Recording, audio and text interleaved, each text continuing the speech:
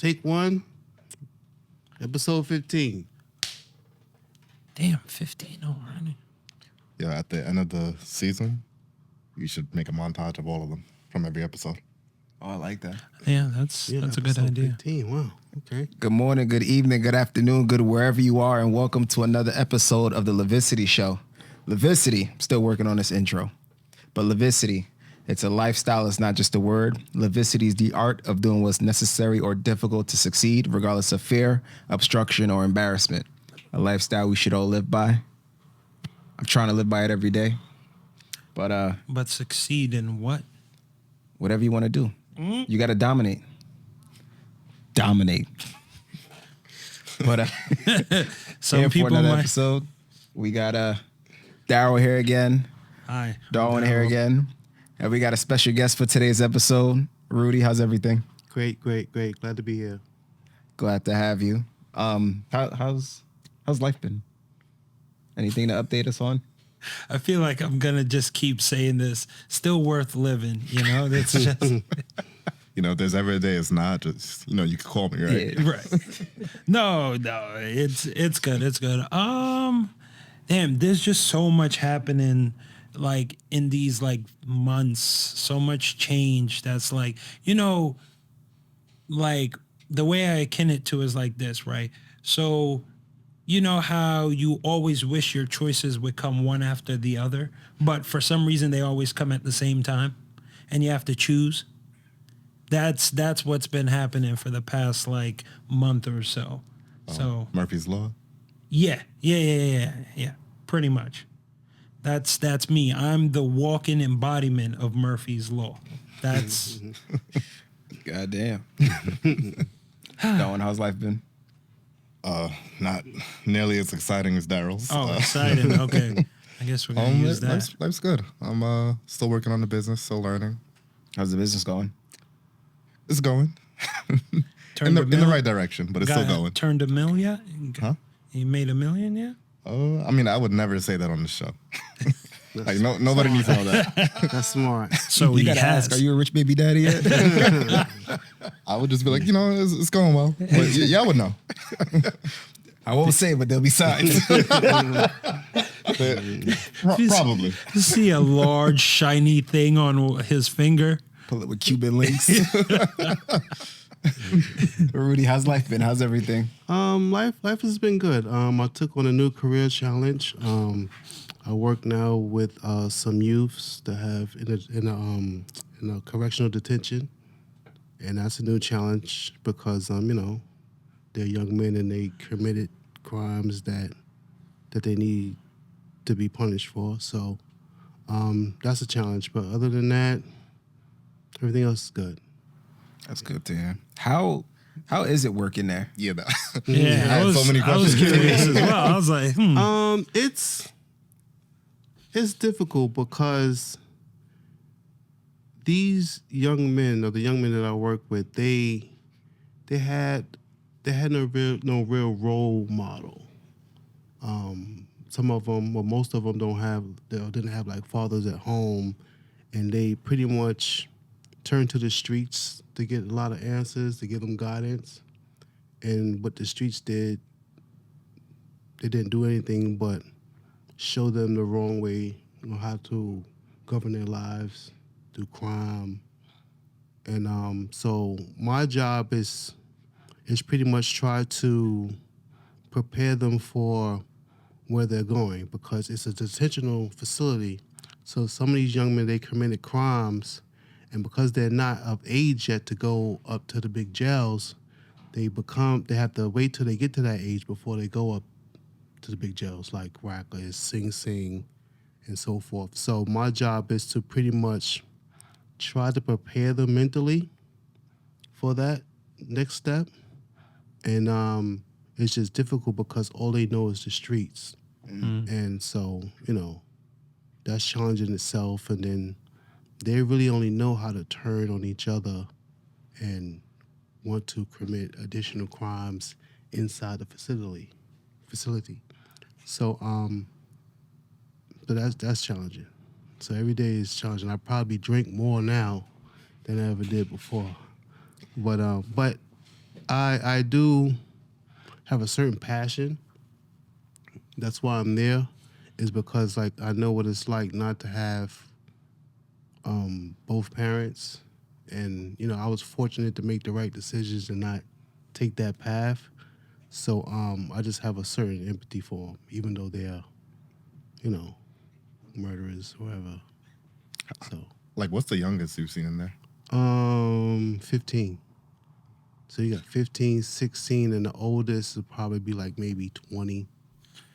Is it different from like a juvenile facility, or is it the? No, it is a juvenile facility. Oh, okay. So it's is. just a different term. All right, got Yeah, it. yeah. So it is a juvenile facility, and like I said, once they become of age, they go up to like your Rockless Island, your Sing Sing, your Myra, all those state penitentiaries that they have. Does the time they spend there count like as time served, or? So what happens is, and I'm not for certain, but what I think is, let's say if they're sentenced to do, let's say maybe 15 years, for let's say like a murder, 5 of the years will serve. Let's say they're 14, and no, let's say they're 15, and then they do 6 years in juvenile. That 6 years they already serve, and then the rest of the time they have to serve upstate. Yeah, but it's challenging. So they have one location in the Bronx, and they have another location in out in Brooklyn. Okay. I have a newfound empathy for people who are on like juvie and stuff like that. I always thought that, especially since like recent times it's been happening with the workplace and like people that I know, is that I look at everyone as one bad decision away from getting locked up or doing something serious. And you never know. I feel like people don't wake up one day and be like, I'm gonna commit a murder today. I think things just happen to people and it's unfortunate. But kudos to you for being able to do that job. Yeah, Because appreciate I it. know it's not easy. No, it's not. It is not easy. Yeah. It reminds me too of I used to date a girl who was a correctional officer. And I was with her before she became a CO, during the transition and, kind of after. And I remember her personality switched when she became a CO. And it was rough. Like, and it weighed on her. Yeah, because you bring that stuff home. Like I'm fortunate to where like I don't have, a wife and my kids living with me, because the stuff that I deal with from a 12 to 16 hours, because a lot of times I do 16-hour shifts, and the stuff that I come home with, it's not good. It's not good because it's everyday stuff that you see. You got to always be watchful. Like I'm looking around everywhere, because you just don't know. They all don't like each other. Sometimes you have like rivalries where like Brooklyn don't like Harlem and the Bronx, and so you pretty much have to watch to see how everybody's moving, But they're even though they done bad things, they really are not bad kids, and that's kind of hard to say because of where they know what they've done. But when you see when like parents come or when their loved ones come, and the loved ones see them in the state that they're in, you see the disappointment. You see it on their face how they wish that they wasn't there. It's like, they true self, or they be exposed when their loved ones come and visit them. Everything else is just pretty much like a facade, because they have to maintain this image, because once they go back on the hall or in the area where they're with their other other residents, they have to put on that facade, that tough facade, So That's rough. Well, again, shout out to you. yeah, thanks. So I know last episode we spoke about our military experience. You weren't there for that episode, but we dove into a little bit of, our military experience, what it was like when we joined basic training. And I'm curious, how was your experience joining the military, and when did you join? Wow. I don't really want to tell when I joined. I don't want to tell my age. You're gonna date yourself. It was a long time ago. Matter of fact, it was actually October of 92, 93. Yeah. I went to Fort Sill, Oklahoma. And were you guys born then? Like who? That's crazy. I was like one. You was born? I wasn't. Yeah. So it was out Fort Sill, Oklahoma. In my experience there, it was, I don't know how you guys had in basic training, but they had it bad for young men that were coming from New York City. Like they just had this image of anybody from New York City, Chicago, Detroit, that we were all a bunch of kids that thought we were badass. So even, so when we got off that cattle, remember the cattle truck? Yeah. So we got on that cattle truck. When we got off the cattle truck, they was like, "Hey, are you from New York, Philadelphia, Chicago? Get out. Stop pushing." We just doing push-ups just because we were from those cities. Just from them cities. He was like, "New York City, you think you're a badass? Get out. Stop pushing." So it was just crazy because we was wondering, like, how the fuck they know we from New York City? Like, we all in uniform. Like, and we just started doing push-ups and shit, just knocking them out. And it was rough. It was real rough. Yeah. It was rough.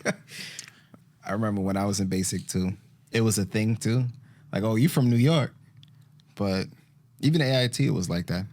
It was like, oh, okay. All right, we got a New Yorker here. But, I mean, I feel like when I joined, it started getting very political. I feel like my drill sergeants told me horror stories about when they joined. And when I joined, and even now, it seems like it's all just political. Just get through it, Yeah. Let your unit deal with it. How was bivouacking for you? Remember bivouacking? Bivouacking? Yeah, remember bivouac? Is it called? Well, maybe it's not called bivouacking now, but when you guys joined. But there was a series during basic where like you did your, I think it was 10K or 15K march, and then you stay in the woods for like 3-4 days. Oh, yeah. FTX. is what they call it. Yeah, that was FTX, called bivouacking when I was That joining. makes sense. A God. bivouac site. Yeah. So that experience, I remember like it was like yesterday, man. Like, cause like, me being a city kid, I'm used to like public toilet and stuff like that, right? So I remember there was a case where we go out there bivouac and we eat all this food and stuff, and we get to our bivouacking site and we putting up tents and stuff like that. And I had to use the bathroom. But we're out in the field, and there was no porta johns. They got porta johns now, so they gave us this. Did you guys have The an E tool? the shovel. Yeah. So I had my E tool, and it was like, "Yeah, well, you got to dig a trench, go out in the back there, and do attention shit, and shit in this hole." Fertilizer tree. I said, Yeah. "I'm not shitting in no fucking hole. Like, I'm not doing that, right?" So I don't know. I was young, and I just held my bowel movement, man, for like 3 days. Yeah.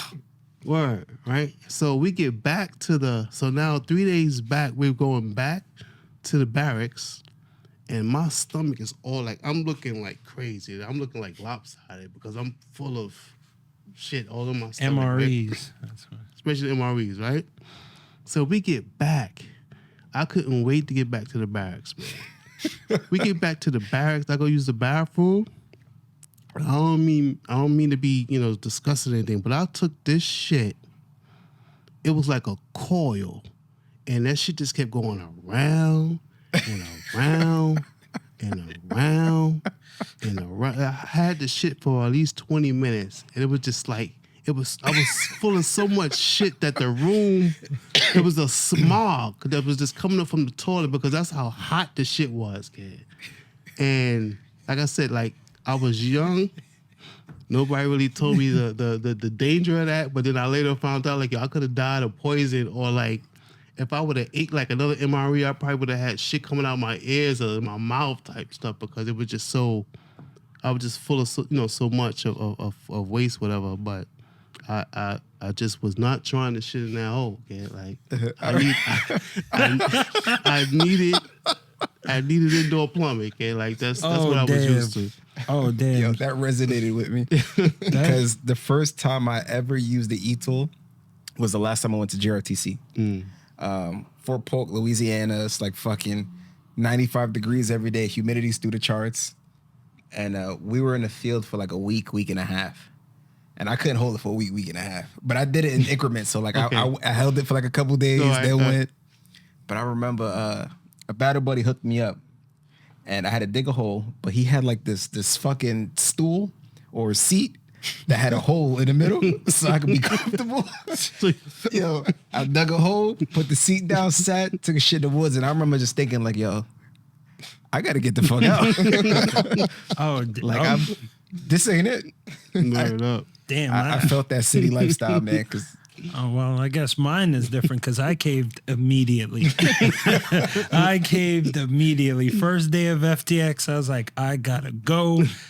I took that e-tool. I found like the biggest tree. And I'm not gonna lie, I fertilized the shit out of that tree. Literally. There was no shame in my game. I had to go. did you ever go to the field? Because you were finance. Nah, we went to the field, but we had porta johns when we went. Oh yeah, no plumbing. and Yo, shit. Have you had ever the like a field easiest experience? Nah. Yo, Yeah, Darwin, finance you don't be had doing the no hard shit, easiest man. military experience. And he was the first to get out. The first to get out, the easiest. Oh my God. It's funny because I remember, like we were talking about before, how we had different recruiters. So my recruiter picked the MOS for me. I knew nothing about it. I was just like, just put me in something. And he gave me finance. And I feel like, one, that turned out great for me because, as I said, I've had the easiest experience. But yeah, like even with that, we just went and there was porta johns. It was smooth. I never had to dig anything like that. So I can't relate to y'all. Your area had AC and all that shit, right? Even when I deployed, the finance office is one of the two places that had indoor plumbing. When they gotta keep the computers and shit cool. That's it. Yeah, we had that. We had AC. And Yo, the so you people never- that press the button, you gotta keep them happy as well, So you never had like a AT or just a drill where I was just out in the field? Like you never used a tent? You never pitched a tent or nothing? So there was one AT at Fort Dix. They were when the refugees were first there. Okay. I was out there. That time we couldn't get barracks, so we had to sleep in the field. And I was a 6 at the time, so I just got a hotel. And That was the Yo, only that's- hardship. Yo, our It's like, yo, I gotta experience is pay for like a hotel night at and drill. day. That's I'm here for it. They let me. Why not? that's crazy. I picked the wrong fucking MOS. Right. I've never pitched a tent either, but for the wrong reasons. So I did do a 10 in basic, Didn't do one. in but basic. outside of that, Hell, even at my unit in the Army, I didn't pitch a tent. Shit, y'all lucky. Yeah. I'm in field artillery now. oh, God. Yo, they already gave the speech. The big boss came down to CSM. He was like, yo, listen, we got to be harder. He's like, yo, we need more field work. We need more mortar rounds. We need more of this. Prepare to be in the field a lot. I'm like, Yo, damn. I had to get out because I couldn't. Yo, after a certain age, man, I'm tired. And I can't sleep in the field, man. I'll stay up till like 5 o'clock in the morning. Yeah. But I'm jealous. It's not too late. I'm sure they'll take you. No. It's too late for me to pick any other MOS. But you still in? Yeah, I'm still in. Field artillery? Yeah. Well, I'm maintenance, Okay. but the unit I'm in supports field artillery. Okay. So we pretty much drill with them. We're in the field with them. Where, Yikes.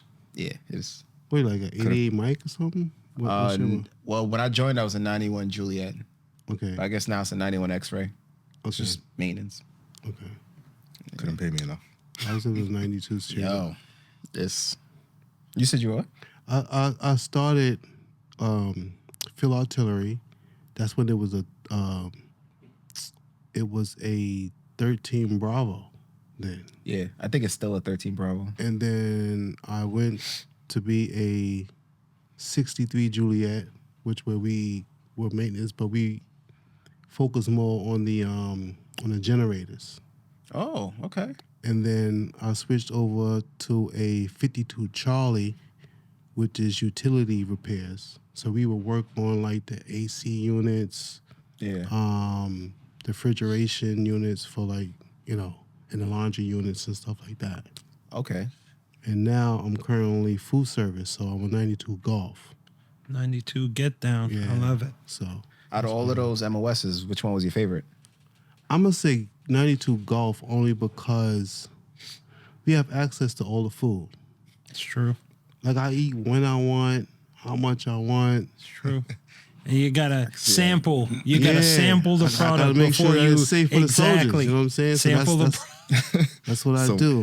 When I was deployed, well, she's one of my good friends now. She ran into somebody she knew from Jamaica who was they were one of the chefs.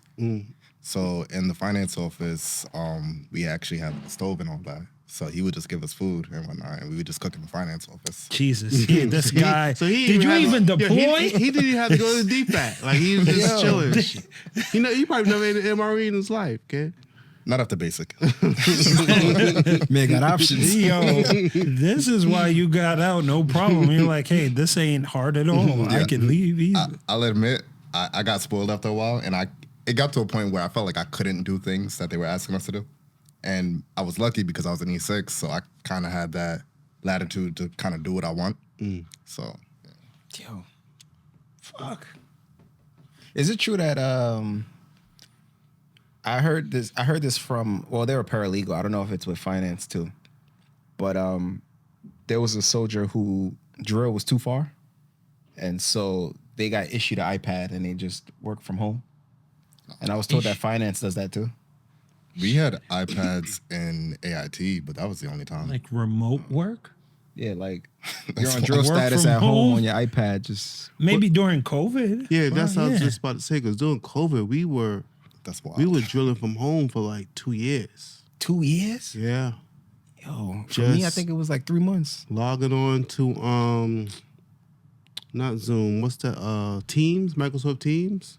We was doing that for like 2 years, man. It was sweet. Yo, yeah, that remote drill. That was sweet. For us, it was like 3 months, and then we just had to show up with masks and get COVID tests before drill, and Yeah. Yo, remote drill was great. We had to go to drill.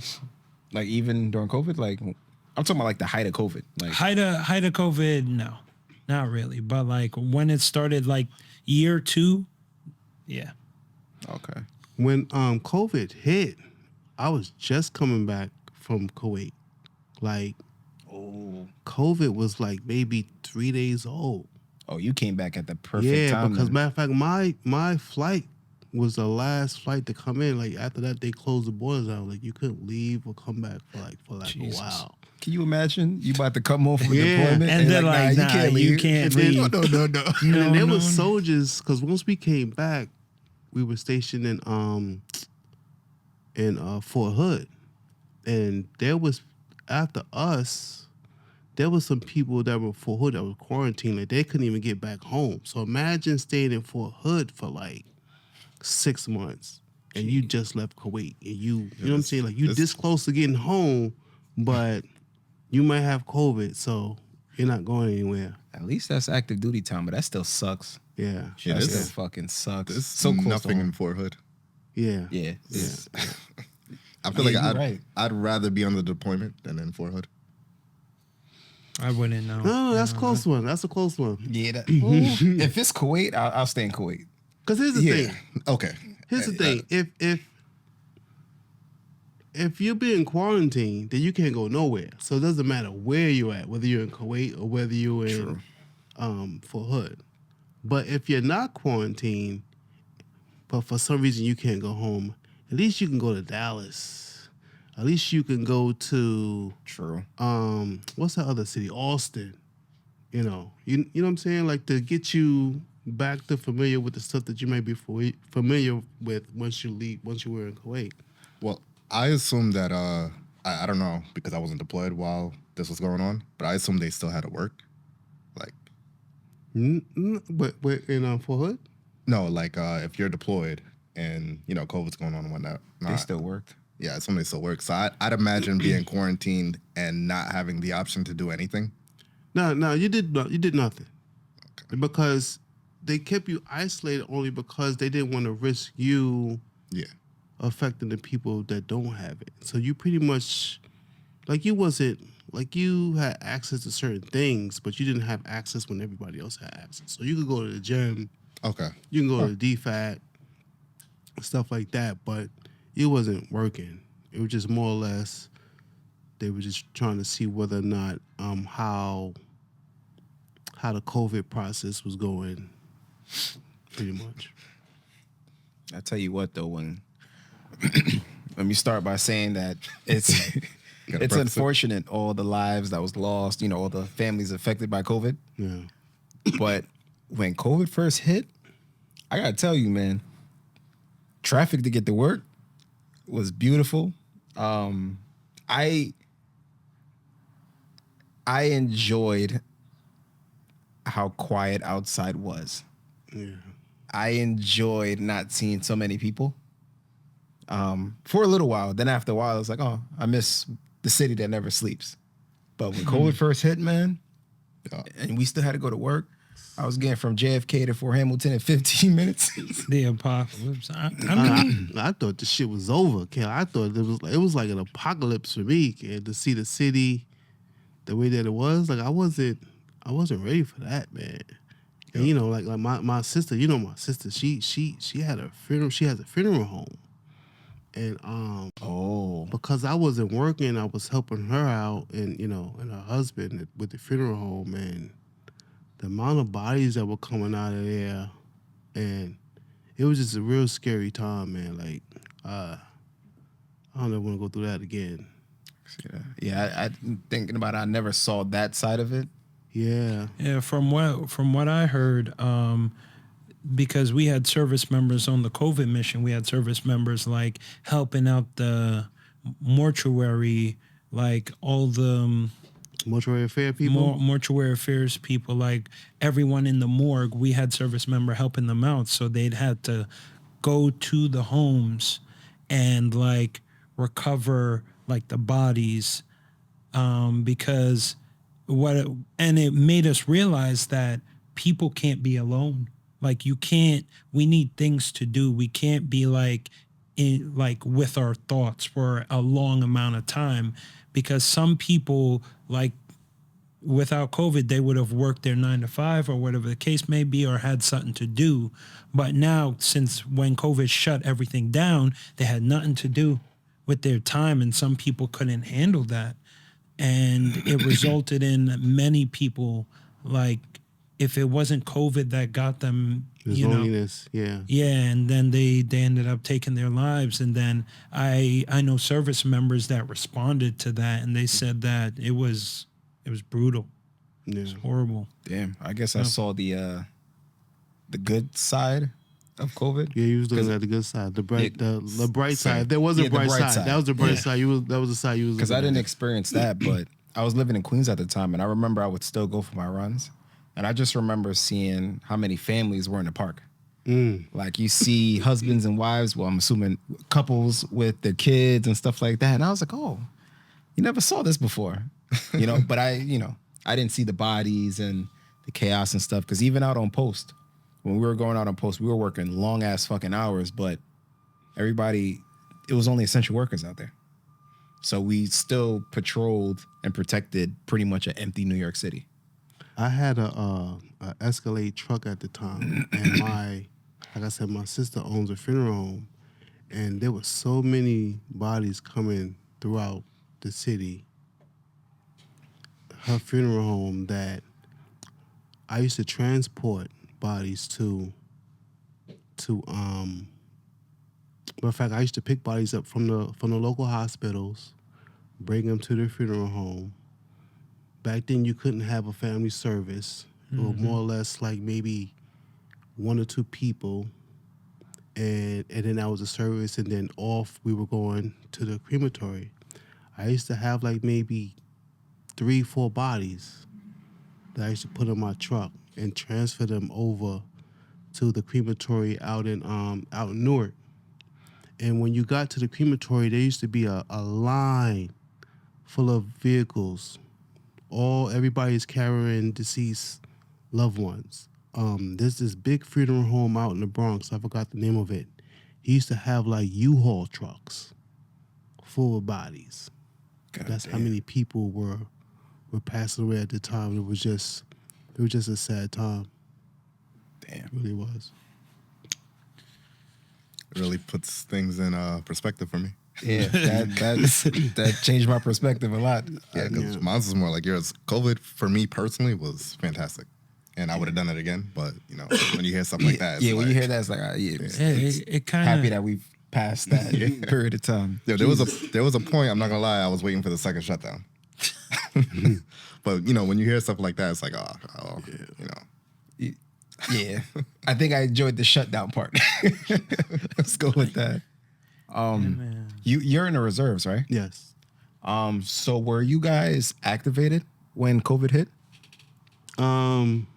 Like right after COVID hit? Yeah, like COVID? because I know, for National Guard and Air Guard, I don't think the Marines were part of that mission, but we had the COVID-19 mission, which is when they set up shops and stuff like that. Now that's more of a reserve. That's more of a National Guard type thing. Like I said, I just came back from Kuwait, so I was on leave at that time. I'm quite sure I could have gotten on a mission, but that's when it comes down to shutdown and the state needing assistance. That's more of a National Guard thing. So they wouldn't deploy my unit. They deploy like the National Guard units. that's interesting because they put us on Title 32, which is like federal. If I'm not mistaken, like federal orders, right?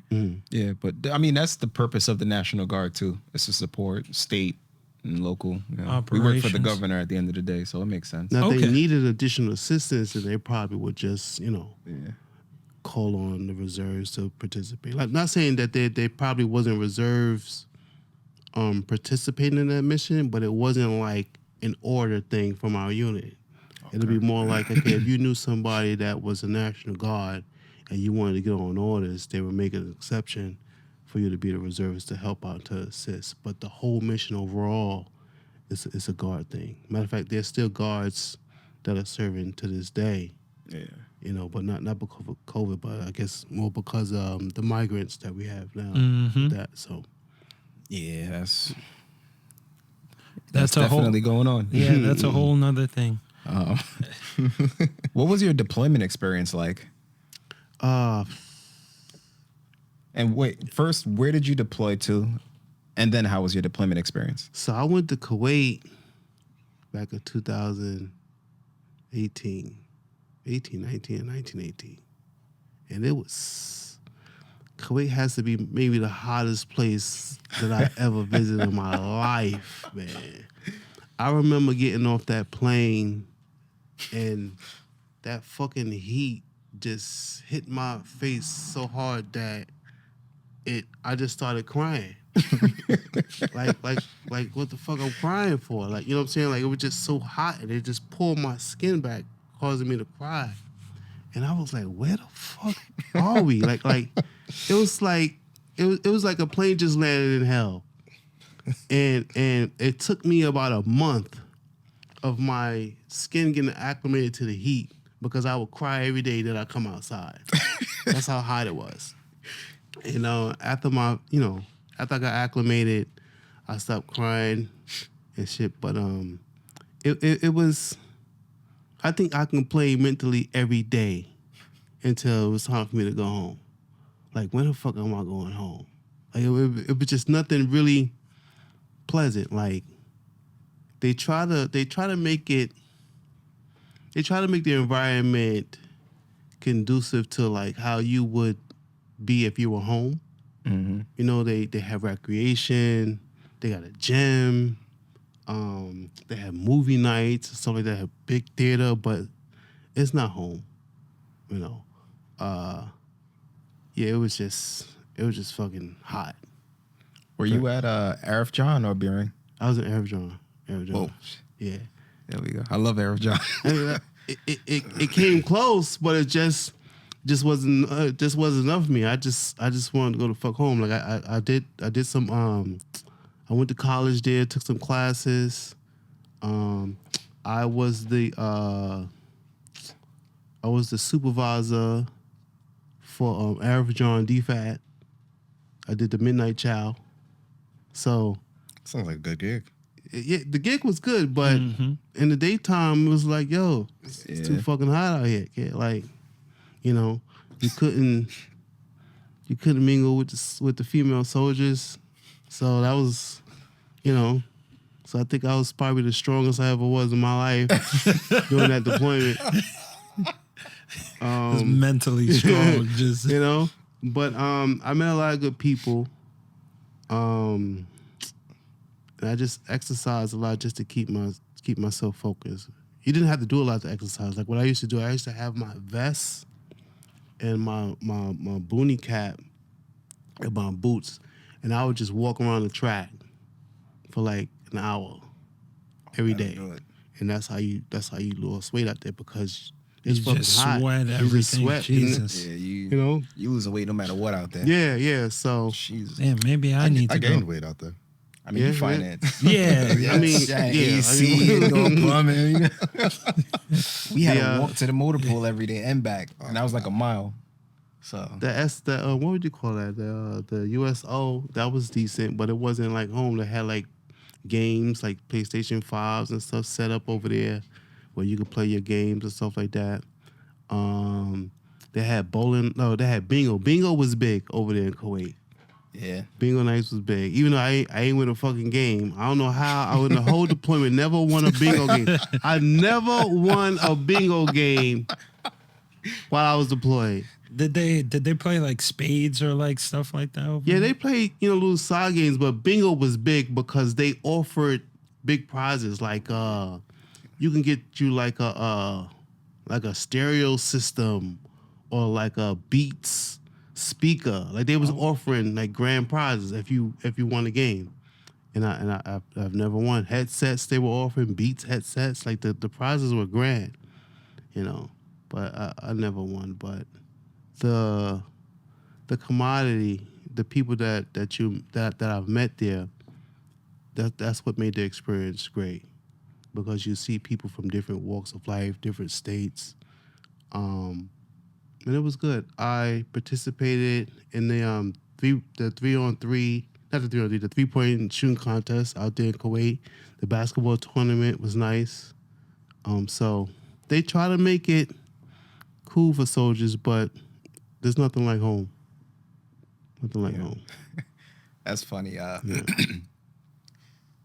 When I look back on it, my deployment experience was amazing. Wow.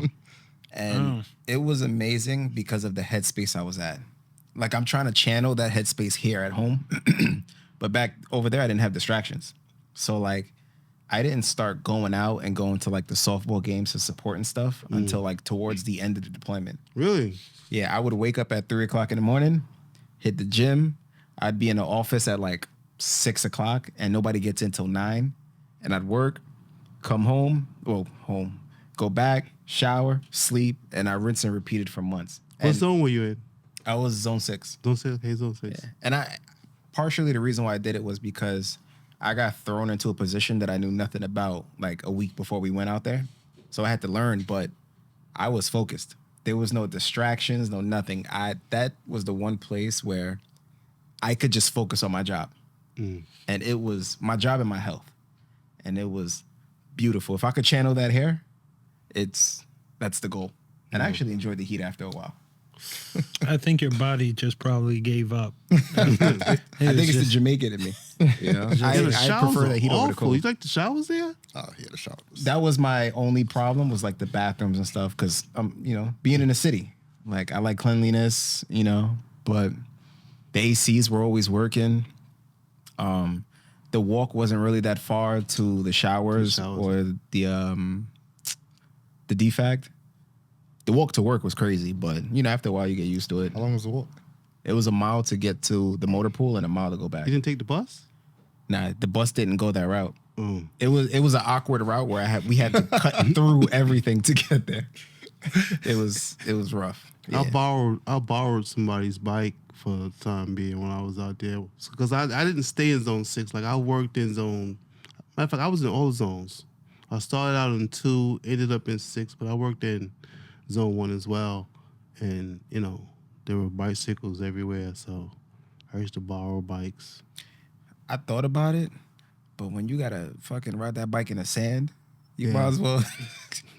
You ain't even got to work out no more. That's it. It's easier if you let the airs out of the tire, like what they do with the LMTVs. Like if you're going over sand, you just let the air out of the tire and it'll be able to increase. I used to use the whole we got to go to the SSA. The GSA. It's not GSAs. They call the NTVs, the non-tactical vehicles. Okay. I used to take them every chance that I got. Listen, I used to be like, yo, sir, you need a ride? First, sir, you need to get picked up? You need coffee? Just let me get the keys. And I used to take it for the whole day if I could. But it was a good experience. I don't think I would deploy again. Because I feel like there's more that I could accomplish at home. But you're right, the camaraderie was amazing out there. And just the focus that I had out there was amazing. How was your experience when you because have you gone into town, like go to Kuwait City and all that? I went to Kuwait City a couple times. I wasn't really fond of it. Like, it's nice to see the culture. I tried their food and stuff, but it wasn't really my thing. But what was your experience like in terms of like when they, like how the pedestrians drive? Like the Kuwait. Oh, no, they drive crazy as shit. Crazy out there. Crazy. There's no speed limit. Yeah, they just fucking hauling ass. You It's got just babies on the don't die. dashboard and type shit. It was just wow. It's just don't die. Dog. I remember there was a day I thought that we were going to be like on the news for an international incident. Shout out to my XO at the time if he watches this. But we were on our way back from Buring. And when you're in Kuwait, everybody's speeding. I wouldn't know. But There was just this one area where nobody was speeding apparently, except us. And we got pulled over by the Kuwaiti police. For not speeding. No, for speeding. Okay. We was probably doing like, I'm gonna say like 20 over the speed limit. But that was the norm. And we get pulled over. And I remember we're like, fuck. We're getting pulled over in the middle of nowhere. So, and he comes. We try to give him like our card to show like, hey, we're military. This is our kind of license. And we were like, yo, if we get locked up, our careers are done. Like it's over. And he couldn't understand us. We couldn't understand him. He got fed up. He was like, just fucking go. Just let you go. Yeah. And then we left. But the place was beautiful. How was your deployment? I mean, I'm assuming it was. Yeah, we know how your deployment was. Yo, again, can't relate to y'all. So I was in Buring. How old was I? I was like 22, 21. Yeah, it was like 2014. Jesus. Oh yeah, you deployed right like soon after AIT. Yeah. So remember that call about me being AWOL? Yeah. They were like, yeah, just so you know, we're deploying in a year. So when you get here, we're going to deploy pretty much after you get here. And so I was there. I was back home for like maybe a little less than a year after basic, deployed. I went to Buring. Yeah. I still think Buring is better than Arabjan. Nah.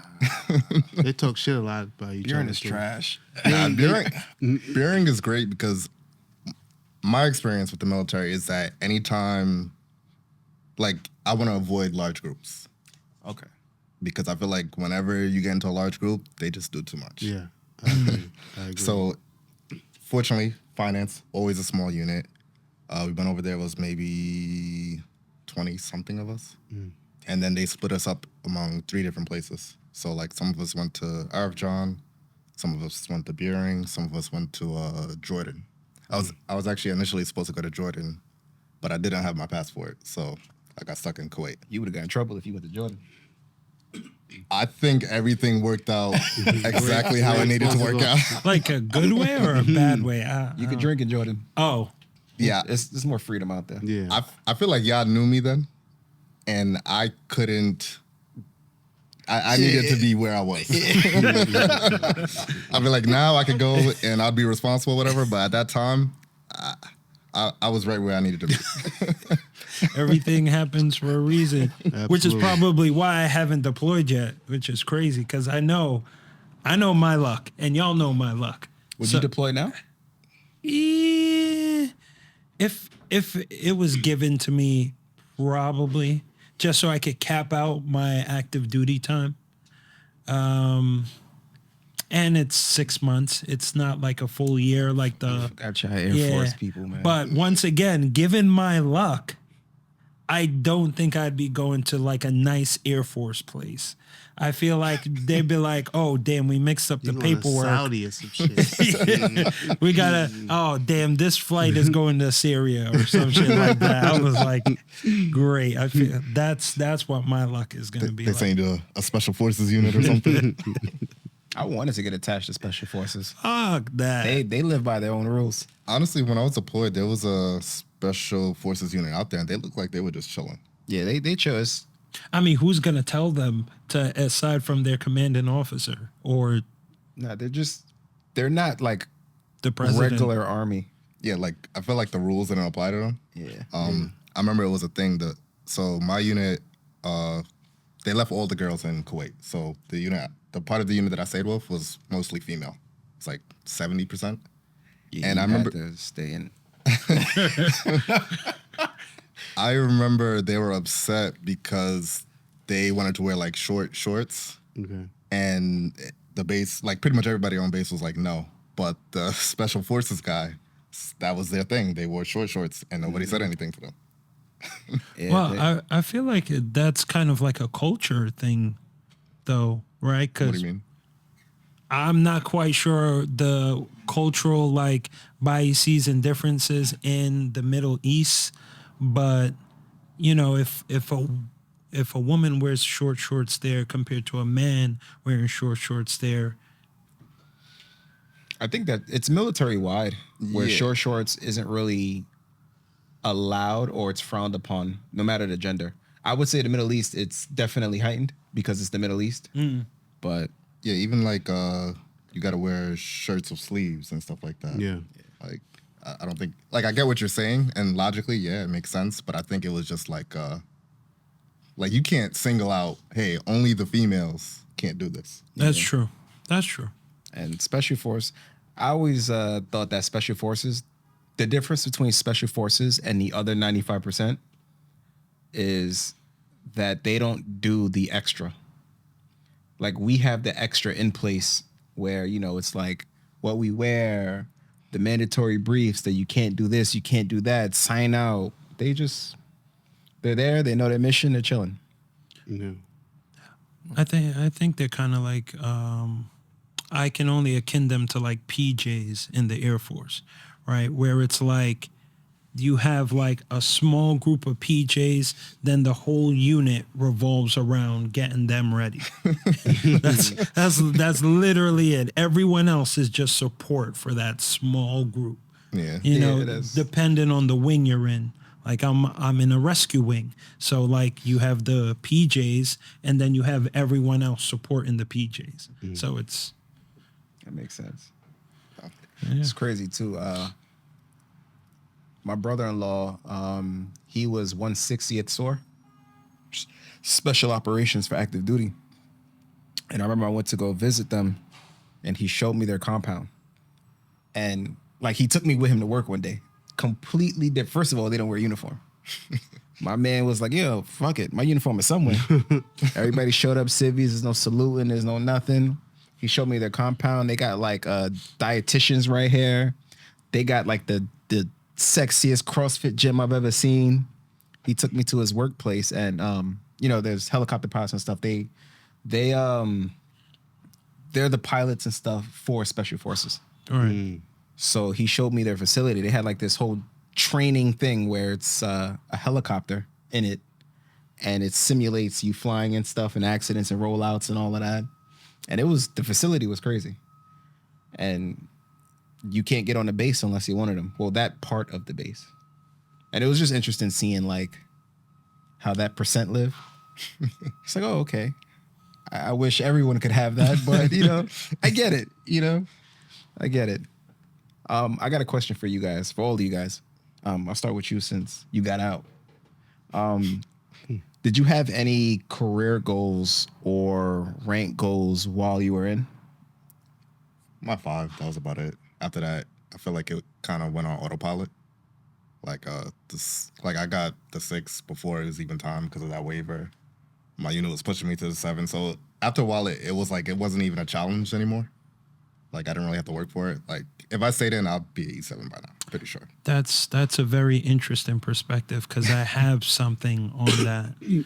But just comparing like the process of like comparing Army and Air Force, and like their ranking structure, their like idea of promoting people, all the stuff you have to do in one compared to the other. But I was gonna wait until you finish asking everyone to bring it up. Well, That was I hear what you're saying, but I feel like my situation was different because, not saying other people don't deserve it, but I'm trying You to find gotta call it. Other people. You're a don't fucking civilian deserve now. it. Come on. I'm trying to find a way to say it without sounding cocky. too late. But no, my unit loved me. Let's put it that way. Like I did a lot for my unit. Like there was times where I'm not even at drill. I'm doing stuff and whatever the case may be. But Did you they do other people's work too? possibly. Ooh. But like even like with 7, they called, and I think me and you had this. I don't know if you did, but me and you, we always made sure like for the next rank we had everything done. So like when it was time, it was like, hey, we're just gonna pin you and you're ready to go. But the way I knew it was time for me to go was because for my 7, I did nothing. And then my unit called me and they're like, hey, we're trying to slide you into a SLCC, but you didn't do your DLC yet. And they were like all kind of shocked, like you normally have your stuff ready to go and we just put you in and when that whole thing happened, I just know like, yeah, I'm done. Like I respect that. What about you? Man, that's great. I'm pretty much playing catch up. So when I first joined, I was in the service, but I wasn't really taking it seriously. So I was chasing girls and just not taking it seriously. And now I'm paying the price for that because I've got the years, but I don't have the rank to support the years that I've been in. And that's why I'm still in. I'm going on over 20 plus years. So had I took it seriously, I should be a command sergeant major right now. But I'm just hitting the threshold of being sergeant first class. So my goal is to have the Army put me out. When I mean put me out, meaning my 60th birthday, I get put out the military. So I got some years for that.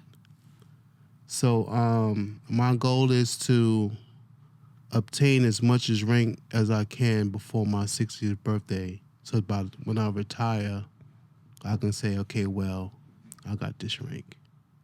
Yeah. I like that.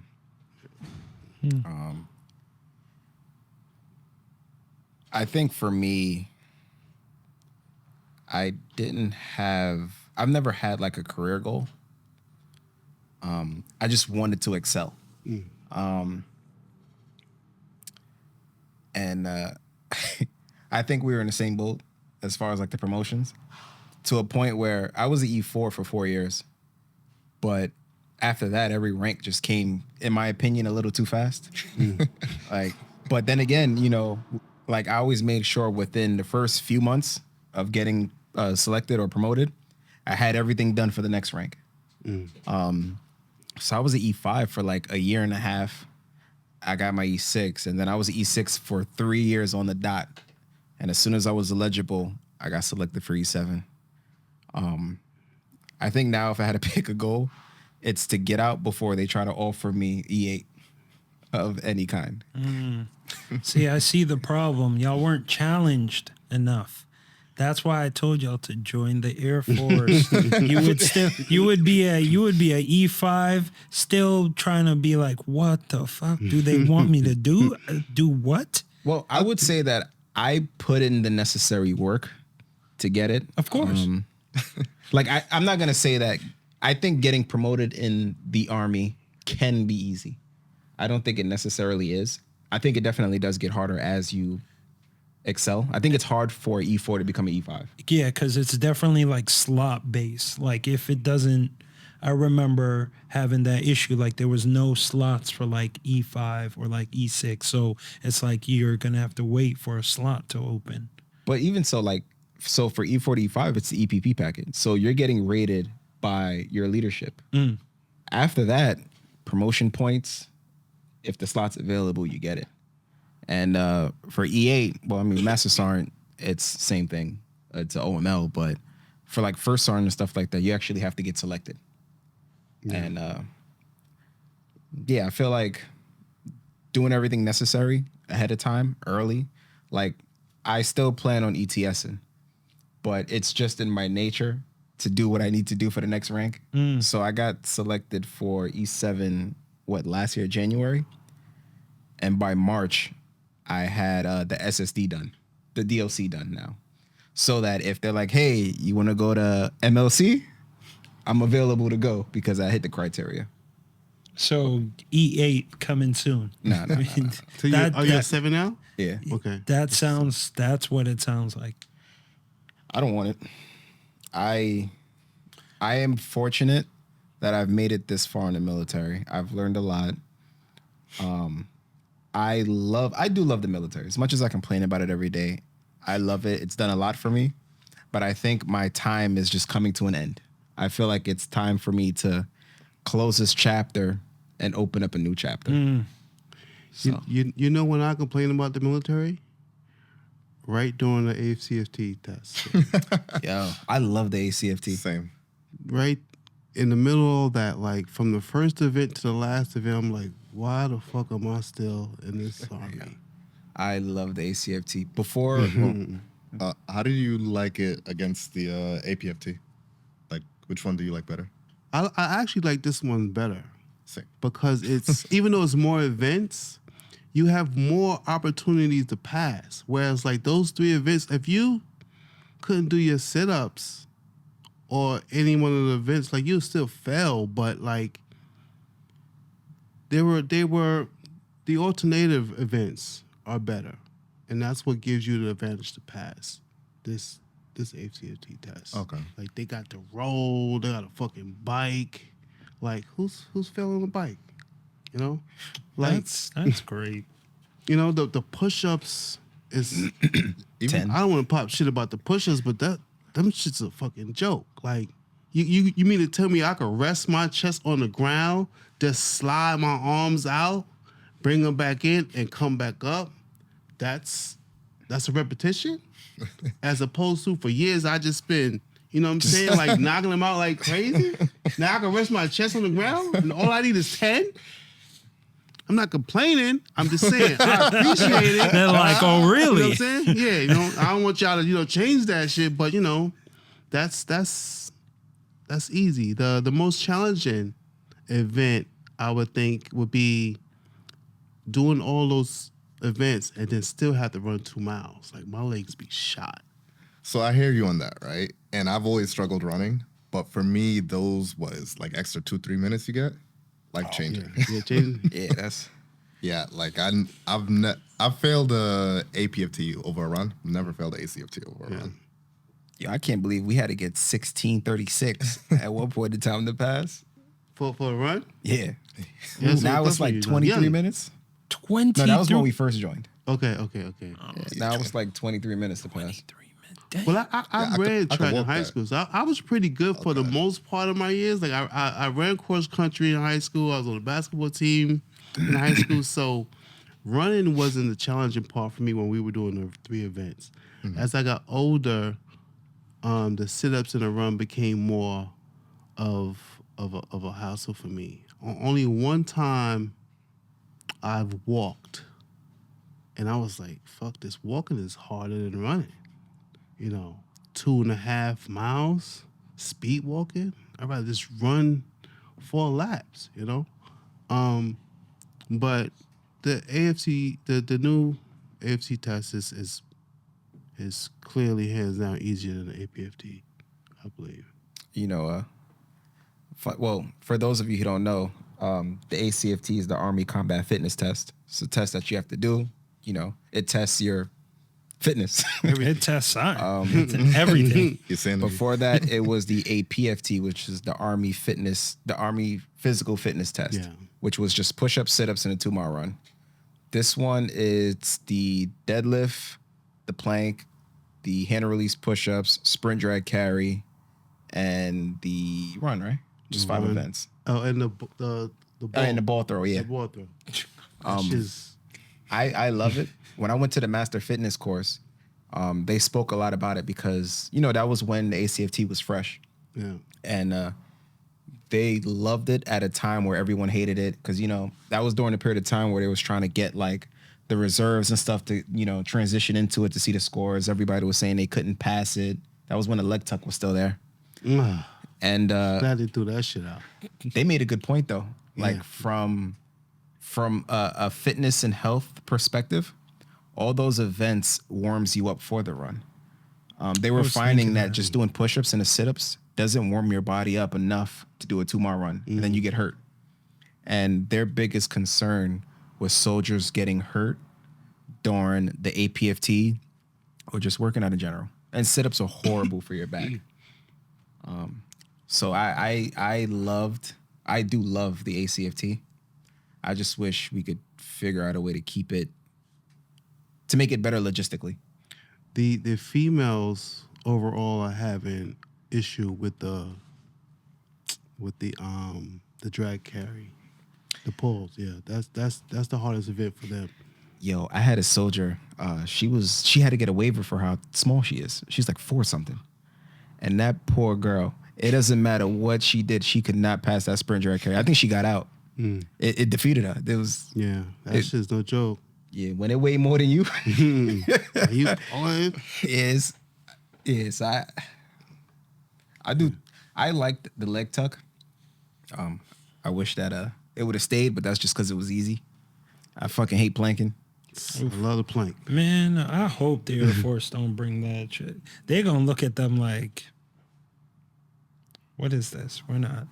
I mean, the most we did was the chest one, like the chest release push-ups, and like we do like those damn sprints, the rally sprint. Oh yeah, I do like the shuttle sprint. The shuttle sprints, yeah, we do that, and I don't think we have.